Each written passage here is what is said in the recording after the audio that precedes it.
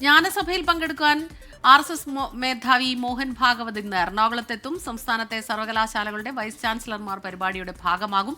Kannur, Calicut, KUFOS, Thiruvananthapuram central എന്നീ യൂണിവേഴ്സിറ്റികളുടെ VC-മാരാണ് ജ്ഞാനസഭയ്ക്ക് എത്തുന്നത്.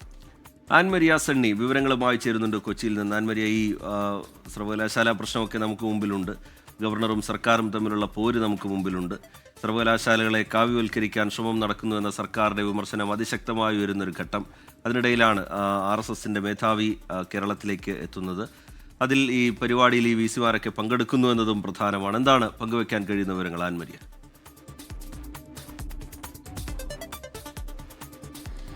റീജിത്ത് സൂചിപ്പിച്ചതുപോലെ തന്നെയാണ് വലിയ തരത്തിലുള്ള രാഷ്ട്രീയ ആരോപണങ്ങൾ നിലനിൽക്കുന്നതിനിടയിലാണ് ഈ രീതിയിൽ ഒരു ജ്ഞാനസഭ ഈ കൊച്ചിയിൽ സംഘടിപ്പിക്കുന്നത്. അതിൽ മോഹൻ ഭാഗവത് പങ്കെടുക്കുന്നു.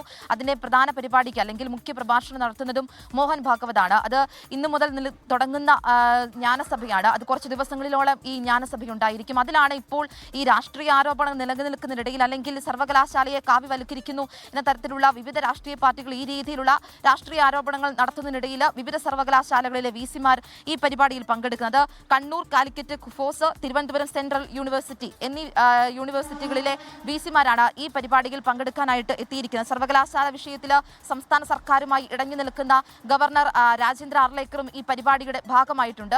ഈ രീതിയിൽ വലിയ രാഷ്ട്രീയ ആരോപണങ്ങൾ നിലനിൽക്കുന്നതിനിടയിൽ നിൽക്കുന്ന ഈ ജ്ഞാനസഭ അത് രാഷ്ട്രീയ കേരളം ഉറ്റുനോക്കുന്നതും ഈ അടുത്ത ദിവസങ്ങളിൽ വരാൻ പോകുന്ന മോഹൻ ഭാഗവതിന്റെ പ്രഭാഷണത്തോടായിരിക്കും. മുഖ്യ പ്രഭാഷണത്തിലായിരിക്കും വിവിധ തരത്തിലുള്ള രാഷ്ട്രീയ പ്രഖ്യാപനങ്ങൾ ഉണ്ടാകാനുള്ള സാധ്യതയുമുണ്ട്. ഇന്നലെ വൈകുന്നേരം ഏകദേശം ഒരു 7 മണിയോട് കൂടി തന്നെ മോഹൻ ഭാഗവത് നെടുമ്പാശ്ശേരി വിമാനത്താവളത്തിലെത്തി. ആദ്യ പരിപാടി സംഘടിപ്പിച്ചിരിക്കുന്നതും ഈ എറണാകുളത്ത് തന്നെയാണ്. അത് ആദിശങ്കര പേപ്പതിയിലെ ആദിശങ്കര നിലയത്തിലാണ് ജ്ഞാനസഭ സംഘടിപ്പിച്ചിരിക്കുന്നത്. 27, 28 തീയതികളിലായിരിക്കും അമൃത വിദ്യാപീഠത്തിലായിരിക്കും പരിപാടി. ഈ പരിപാടിയിൽ പങ്കെടുക്കാൻ വേണ്ടിയിട്ടാണ് മാധ്യമങ്ങൾക്കും അവസരം നൽകിയിരിക്കുന്നത്. ആ ലാസ്റ്റ് ദിവസം, അതായത് 28-ാം തീയതിയാണ് മോഹൻ ഭാഗവതിന്റെ പ്രഭാഷണമുള്ളത്. അതിലായിരിക്കും രാഷ്ട്രീയ കേരളം ഉറ്റുനോക്കുന്ന പല കാര്യങ്ങളും പ്രഖ്യാപിക്കാനുള്ള സാധ്യതയുമുണ്ട്. അതോടൊപ്പം തന്നെ രാഷ്ട്രീയപരമായിട്ട് നിരവധി ആരോപണങ്ങൾ നിലനിൽക്കുന്നതിനിടയിൽ ഈ ജ്ഞാനസഭ സംഘടിപ്പിക്കുന്നു എന്നതിലും പ്രാധാന്യമേറെയാണ്. റിജിത്ത്.